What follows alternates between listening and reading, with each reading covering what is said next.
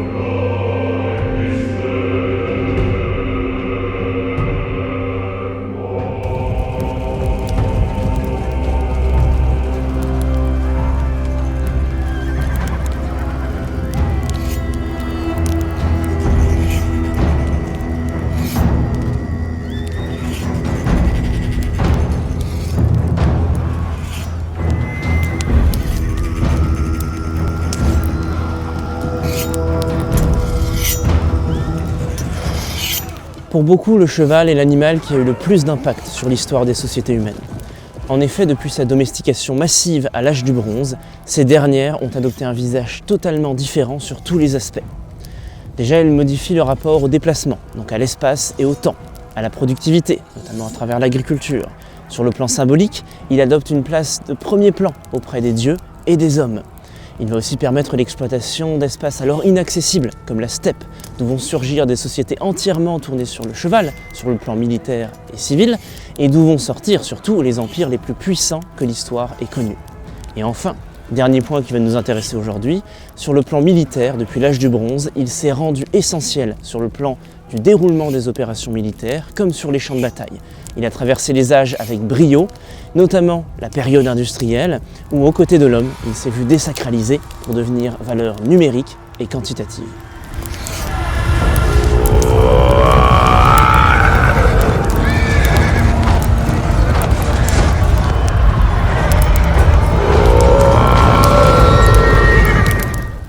Les origines des relations entre l'homme et le cheval sont mystérieuses, mais il semblerait que dans un premier temps, les chevaux aient occupé un rôle symbolique important aux côtés d'autres animaux.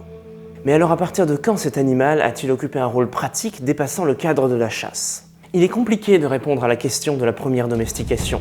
Les écoles et les pistes sont nombreuses, mais quoi qu'il en soit, il semblerait qu'il faille tourner notre regard à l'ouest de la steppe, entre le 5e et le 4e millénaire avant notre ère. Pendant longtemps, beaucoup ont proposé de regarder du côté de la culture Botaï, dans le Kazakhstan actuel, où les populations semblent avoir été spécialisées dans la traque et peut-être l'élevage des chevaux, mais beaucoup aussi proposent de regarder au nord de la mer Noire, du côté de la steppe européenne, où à ce moment-là, toujours à la même période, les populations adoptent une mobilité nouvelle et les restes de chevaux se font de plus en plus nombreux du côté des sites d'occupation humaine, notamment du côté des rituels et des sites funéraires. Pour compléter ces observations, des études ADN menées en 2021 montrent sur les dents des populations du nord de la mer Noire, toujours à la même période, des traces de lait de jument datées de 2600 avant notre ère.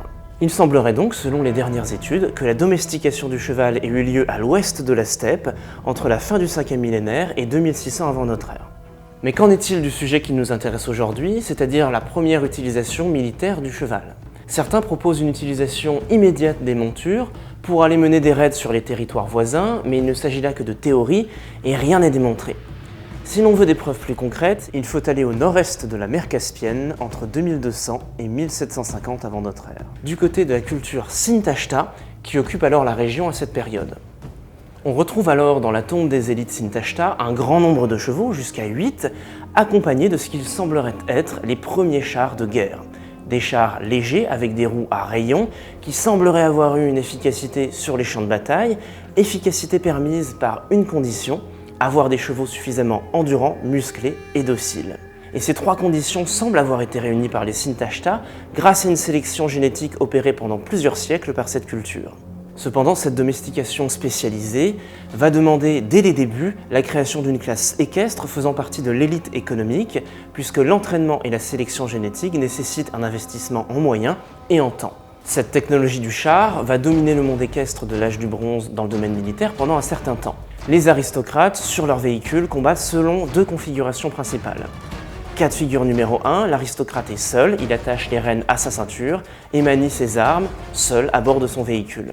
Deuxième cas, l'aristocrate est accompagné d'un conducteur, pendant que lui-même se concentre uniquement sur sa fonction guerrière. Parallèlement à cette domestication du cheval efficace, d'autres tentatives sont faites ailleurs dans le monde, notamment dans la Mésopotamie sumérienne. Ici, on va essayer de tracter des gros chariots à 4 roues avec des roues pleines, avec des kungas ou des ânes. Ces chariots, qui existent depuis assez longtemps, au moins 3600 avant notre ère, sont à l'origine tractés par des bœufs pour transporter des marchandises. Sur les champs de bataille, on les voit sur des représentations célèbres, notamment le fameux étendard d'Our, daté de 2600 avant notre ère, dirigé par les élites qui sont alors équipés de chariots et qui circulent au milieu de leurs troupes. Il semblerait cependant que ces véhicules aient eu une utilisation plus symbolique que pratique. En effet, ces chars sont lourds et les équidés choisis sont trop peu puissants pour déplacer rapidement ces véhicules sur le champ de bataille. Les élites les utilisaient donc pour se déplacer d'un point à un autre, manifester leur statut, et leur inefficacité semble prouvée puisque lors de nombreuses batailles, ces chars étaient abandonnés parce qu'il était plus rapide de fuir à pied qu'à leur bord. Évidemment, tout cela contraste avec l'efficacité de la domestication que l'on a observée au nord des steppes européennes, et lorsque le char arrive en Orient en 1800 avant notre ère, il remplace évidemment ses premiers balbutiements technologiques. Au Proche-Orient, très vite, les élites tombent amoureux du monde équestre, et en Égypte, c'est sous le Nouvel Empire que la question se développe énormément. On y voit l'apparition des écuries royales où la sélection génétique est menée avec attention pour obtenir des races rapides, endurantes, adaptées aux conditions de vie de la vallée du Nil. C'est notamment à partir du règne de Thoutmôsis III que l'équitation prend une part massive dans la société des élites, notamment sur le plan symbolique et guerrier. Toujours sous la 19e dynastie, on observe des inscriptions notant les noms des chevaux du pharaon, qui sont des noms théophores, c'est-à-dire des noms de divinités, ce qui démontre l'importance symbolique qu'ont obtenu les chevaux à cette période-là dans cette région du monde. D'ailleurs, dans l'entourage royal, les fonctions les plus importantes sont liées directement à la fonction du char ou au monde équestre, et en Égypte comme ailleurs au Proche-Orient, on voit apparaître une classe équestre spécialisée dans la question, que l'on nomme alors les Myrianou. Plus le temps avance, plus les chevaux sont présents, et la bataille de Kadesh, menée par Ramsès II en 1274, illustre d'ailleurs parfaitement ce point. Lors de la campagne et surtout au moment de la bataille finale, on va retrouver sur le champ de bataille plus de 5000 chariots selon certaines sources, menés par autant de guerriers spécialisés avec le nombre de chevaux proportionnel. Et on observe surtout à cette occasion deux cultures équestres bien précises, les Égyptiens avec leurs chevaux et leurs chars rapides, et les Hittites, qui sont les ennemis des Égyptiens, équipés de grands chevaux et de chars plus lourds, alors faits pour le choc sur le champ de bataille. Comme mentionné précédemment, le char semble donc dominer les champs de bataille de l'âge du bronze dans un premier temps. Mais qu'en est-il des premiers cavaliers ? Encore une fois, la question est épineuse, les écoles sont nombreuses, mais il semblerait qu'il faille à nouveau tourner notre regard à l'ouest de la steppe, où au cours du 2e millénaire, on trouve les premiers morts, les premiers pantalons, et où les populations adoptent une nouvelle forme de mobilité qui, selon les spécialistes, serait permise par la monte, et c'est là qu'on voit apparaître les premières sociétés nomades tournées autour du cheval. Pour ce qui est du monde sédentaire, il nous faut retourner au Proche-Orient, du côté des Assyriens, où dès le Xe siècle avant notre ère, on observe des bas-reliefs avec des cavaliers qui montent très en arrière sur leurs chevaux, qui dirigent leur monture avec un anneau dans le nez et une forme de rêne primitive. Puis, au IXe siècle, les choses se précisent, les textes mentionnent des cavaliers armés et leurs représentations sur les bas-reliefs se font de plus en plus nombreuses, dans toutes les situations, qu'elles soient guerrières ou chasseresses. Pour ce qui est de l'Europe du Nord, la représentation la plus ancienne que l'on ait nous vient de Scandinavie, c'est une peinture murale qui serait datée de 750 avant notre ère. Quoi qu'il en soit, au cours du 2e et du 1er millénaire, le cheval devient un incontournable des rituels et des champs de bataille dans la plupart des sociétés eurasiatiques, même là où la topographie semble compliquer la tâche. Et dans ce domaine-là, la Grèce est un excellent exemple. Les Grecs adoptent donc le char au XVIIe siècle avant notre ère, et il sera utilisé avec grande efficacité pendant plusieurs siècles. On le voit représenté abondamment dans l'art de la période géométrique, on le retrouve aussi dans les sites funéraires, notamment en Eubée, et la lecture des textes, notamment l'Iliade, datée du 8e siècle, nous renseigne davantage sur son utilisation pratique et symbolique. Le char est alors utilisé par les héros, les élites et les dieux. Les héros s'en servent sur le champ de bataille pour se déplacer, donner des ordres, mais il a aussi un rôle guerrier direct, notamment les courses-poursuites. On peut penser à celle entre Diomède et les héros troyens, suivie de la fameuse altercation avec Énée et Aphrodite, et son utilisation au combat ne fait alors aucun doute. Les chevaux, eux, sont constamment mentionnés par Homère dans les scènes de bataille, et leurs qualités font le prestige de leurs propriétaires, qu'ils soient au nombre des hommes ou des dieux. Il s'agit d'ailleurs souvent de juments, et c'est une constante que l'on observera au fur et à mesure de l'histoire. En fonction des moments, des cultures ou des besoins, on préfère utiliser des mâles ou des femelles. L'utilisation des chevaux et du char sur le champ de bataille a dépassé la simple démonstration de bravoure, et il semblerait qu'ils aient eu un rôle stratégique important. C'est notamment le cas de Pandare qui regrette avoir laissé 11 chars dans le palais royal de son père pour épargner les chevaux. Le rôle symbolique qu'occupe le monde équestre est lui aussi très important, notamment lors des cérémonies, et les funérailles de Patrocle sont un excellent exemple dans le domaine. À cette occasion, l'élite exhibe des chars particulièrement beaux et luxueux, et on assiste aussi à des rituels funéraires particuliers qui reflètent l'utilisation pratique du char. On a ainsi des courses sportives et des combats simulés qui démontrent encore une fois l'utilisation guerrière des chevaux sur le champ de bataille. Cependant, les chars vont finir par tomber en désuétude, comme ailleurs, parce qu'ils manquent de polyvalence et de mobilité. Ils nécessitent un terrain plat, mobilisent plusieurs montures pour un seul guerrier, et lorsque les hommes vont commencer à monter leurs chevaux, ces derniers pallient à tous les problèmes du char. Selon certains, les Grecs commencent à monter leurs chevaux à partir de la fin du 8e siècle, vers 725, et maîtrisent l'équitation vers 650. Quoi qu'il en soit, c'est au cours de la période archaïque qu'ils commencent à maîtriser l'équitation véritablement, mais malgré cette nouvelle approche des chevaux, leur utilisation dans le contexte militaire va se retrouver très limitée à cause de l'adoption d'autres techniques guerrières bien particulières à cette période-là. En effet, au cours de la période archaïque, qui s'étale du 8e au début du 5e siècle avant notre ère, les Grecs vont adopter un nouveau mode de combat, celui de l'infanterie lourde, de la phalange hoplitique, qui sera alors le guerrier type de la cité-État grecque à ce moment-là. L'installation de ce modèle guerrier va voir, selon certains historiens, l'émergence de règles explicites et implicites entre les cités grecques pour limiter la plupart des batailles à des guerres presque rituelles. Et la phalange hoplitique va alors occuper la première place dans les conflits, et on va aussi limiter à l'intérieur de ces derniers la dévastation, la poursuite lors des déroutes, deux rôles dans lesquels la cavalerie aurait pu s'illustrer.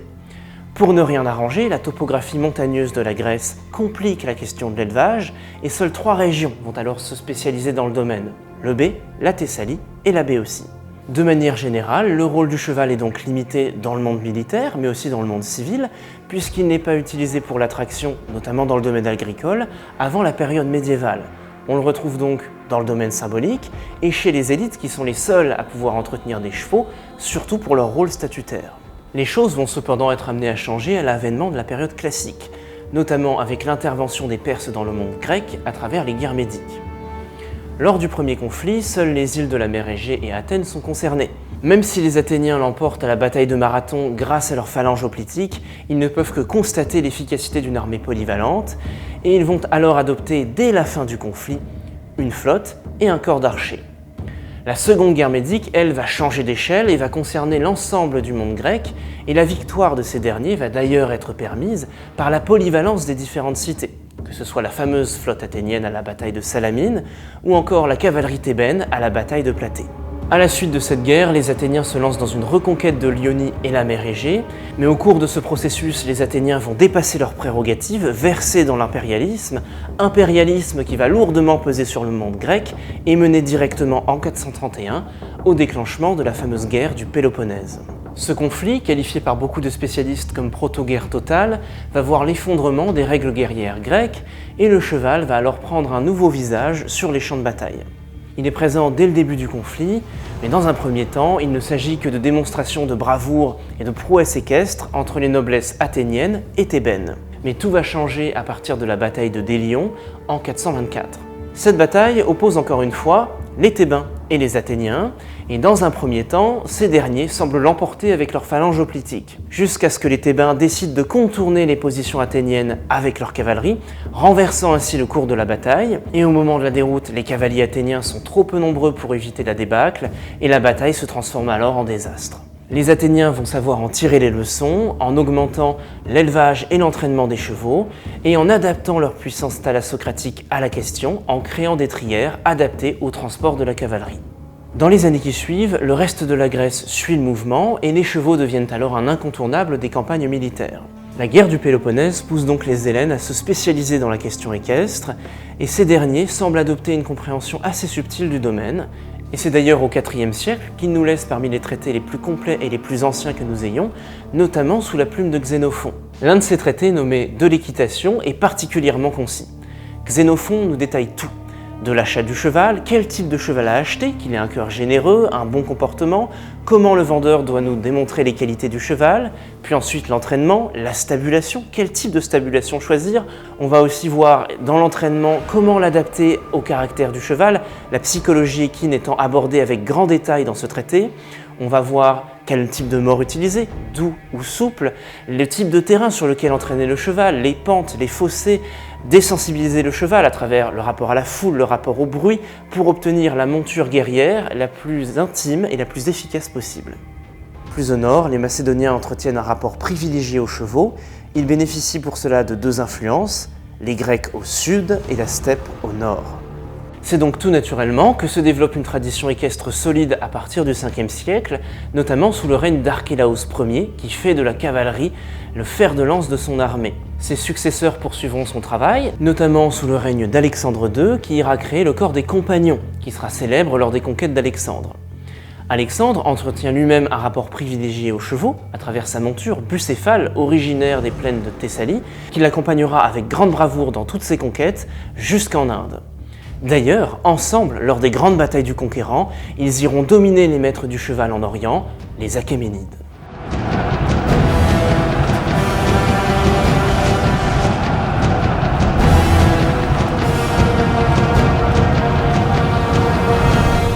Les empires perses, de manière générale, sont réputés pour leur tradition équestre extrêmement solide. Et à partir des Achéménides, ils possèdent parmi les plus beaux chevaux du monde connu, les chevaux niséens. Ces chevaux, originaires des monts Zagros, voient leur élevage étendu sous Darius Ier à l'Arménie et aux plaines sogdiennes. Ils sont réputés pour leur noble stature, leur taille exceptionnelle et leur grande beauté. On les retrouve avec ces caractéristiques sous la plume d'Hérodote notamment, qui les mentionne comme étant supérieurs aux chevaux de course thessaliens. On dit que sous la domination persane, des piles caspiennes aux grandes plaines babyloniennes, s'étend une grande prairie dans lesquelles paissaient jusqu'à 50 000 juments appartenant aux haras royaux. Avec le temps, l'Arménie se voit favorisée pour leur élevage, notamment à cause de la richesse de ses plaines, et le satrape d'Arménie lui-même, s'il veut se voir figurer parmi la liste des invités des fêtes mithriaques, doit apporter à l'empereur 20 000 poulains niséens. Le prestige de ces chevaux en fait évidemment des animaux mythologiques. Ce sont 4 de ces montures qui tirent le char d'Ahura Mazda. On les retrouve dans les représentations des palais royaux, notamment celui de Persépolis, et de manière générale, ils vont être extrêmement prisés par l'aristocratie, qui à leur côté va former la cavalerie d'élite perse, qui fera l'efficacité des armées de l'empereur. Leur réputation dépasse évidemment les frontières de l'Empire, les Spartiates en seront particulièrement friands, et de l'autre côté, à l'est, les peuples de la steppe en feront aussi commerce, ou mèneront des raids pour pouvoir se les approprier. En dehors de ces montures presque divines, les Perses s'illustrent par la variété de leurs troupes montées. Ce seront notamment parmi les derniers à utiliser des chars en Orient à la bataille de Gaugamel contre Alexandre. Le raffinement de cette tradition équestre ainsi que les qualités génétiques des chevaux perses s'expliquent pour plusieurs raisons. Les Perses et les Mèdes qui les précédaient sont eux-mêmes originaires de la steppe et durant toute leur histoire, les empires perses ont été confrontés aux peuples de la steppe, que ce soit de manière pacifique ou guerrière, et c'est dans la steppe en réalité que l'on retrouve les meilleurs cavaliers du monde ancien et du monde plus récent, et c'est aussi le bassin de la génétique équine.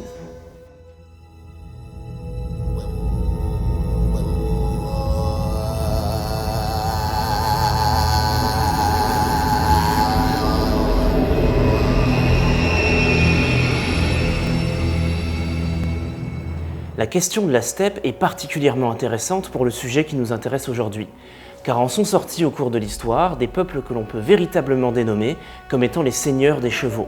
Cet espace représente le milieu naturel du cheval, mais lors de la préhistoire, il est compliqué pour l'homme de l'exploiter. Mais le rapport à la monte va tout changer, permettant d'y exploiter de larges troupeaux et de s'y déplacer avec grande efficacité. On va donc voir apparaître un nouveau type de nomadisme, agropastoral, entièrement tourné sur le cheval pour son organisation, que ce soit dans le domaine militaire ou civil. Vont ainsi naître des cultures extrêmement riches qui vont donner naissance aux empires les plus puissants que l'histoire ait connus.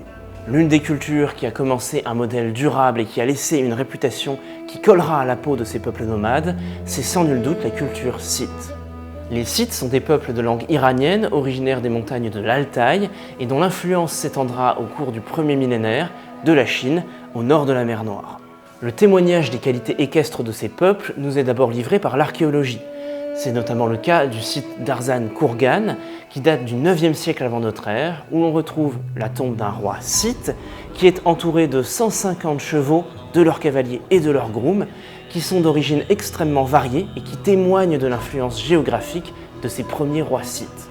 Les cultures sédentaires qui auront fréquenté ces peuples seront toutes marquées par l'efficacité redoutable qui caractérise ces cavaliers sur les champs de bataille, que ce soit à l'est du côté des Chinois avec la branche la plus orientale des Scythes que l'on nomme alors les Sakas, ou plus à l'ouest avec ceux que l'on nomme à proprement parler les Scythes, qui vont alors d'abord fréquenter les Perses, avant de s'installer au nord de la mer Noire au 7e siècle, où ils interagiront alors avec les Grecs pendant plusieurs siècles. Les qualités équestres des Scythes sur les champs de bataille seront multiples, les tactiques variées et raffinées, ils seront maîtres de l'arc, la lance, l'épée, la cavalerie lourde et légère, et ces qualités militaires équestres auront une grande influence sur les cultures qu'ils fréquenteront.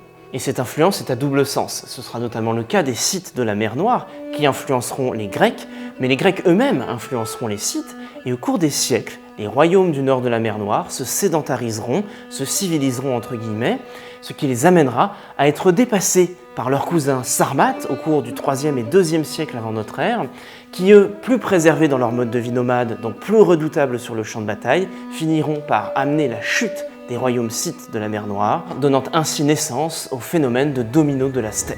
Processus courant dans la steppe où les royaumes et empires établis finissent avec le temps par être remplacés par des peuplades avec plus d'appétit. Quoi qu'il en soit, ce modèle du cavalier steppique extrêmement efficace, avec des tactiques fluides et efficaces, servira à des empires extrêmement puissants et extrêmement connus. Laissions-nous au nord de la Chine, les Huns, et évidemment l'exemple le plus explicite, les Mongols. Mais alors quel type de chevaux ces cavaliers redoutables étaient-ils amenés à monter ?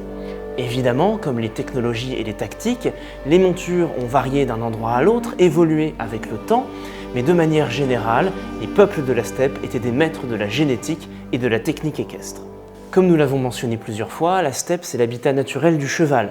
On va donc y retrouver une grande variété de chevaux, surtout qu'il s'agit d'un espace extrêmement vaste, et les nomades, que ce soit à l'état naturel ou dans leur propre troupeau, ont constaté des variations génétiques qu'ils ont su exploiter à leur avantage. On a souvent l'image du cheval de la steppe comme étant petit, trapu, endurant, un peu comme ce que l'on retrouve en Mongolie actuelle, mais la réalité est bien plus nuancée. Et au cours de l'histoire, on retrouve évidemment plusieurs catégories, en fonction de l'utilisation et des moyens.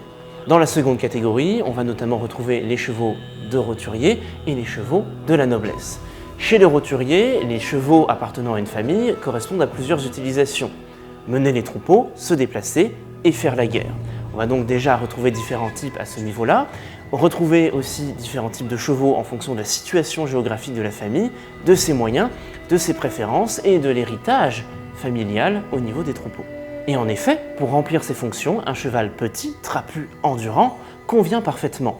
Et d'ailleurs, au cours de l'histoire, les chevaux de guerre idéaux pour les populations nomades correspondent à ce modèle de cheval musclé, petit et robuste. Mais chez certains peuples, et surtout au sein de la noblesse steppique, nous allons retrouver d'autres types de chevaux, plus grands, plus beaux, plus nobles. Il y a toujours eu l'observation de spécimens grands au sein des troupeaux, qui avec le temps a conduit à la création de lignées de chevaux puissants, particulièrement prisés par l'aristocratie. Et on l'oublie souvent, les grands chevaux proviennent en réalité de la steppe, et ils ont été importés par les sociétés sédentaires de l'Occident à l'Orient pendant des milliers d'années, afin de créer des races de chevaux guerrières particulièrement qualitatives. Et au sein des armées nomades, on ne retrouve pas que le cavalier légèrement armé de son arc sur son petit cheval trapu. Même s'il existe, on retrouve une grande variété de cavaliers, de la cavalerie de mêlée, de la cavalerie d'archers armurés, que ce soit le cheval ou le cavalier, de la cavalerie lourde et de la cavalerie lourde d'élite qui entoure les rois, les khagan et les empereurs, qui est formée des meilleurs chevaux, des plus grands spécimens, eux-mêmes lourdement armurés. C'est donc cette supériorité d'organisation et de maîtrise génétique et technique du monde équestre qui assurera la supériorité des empires nomades sur les civilisations sédentaires, et ces dernières seront obligées d'adapter leur rapport au cheval pour pouvoir survivre ou dominer.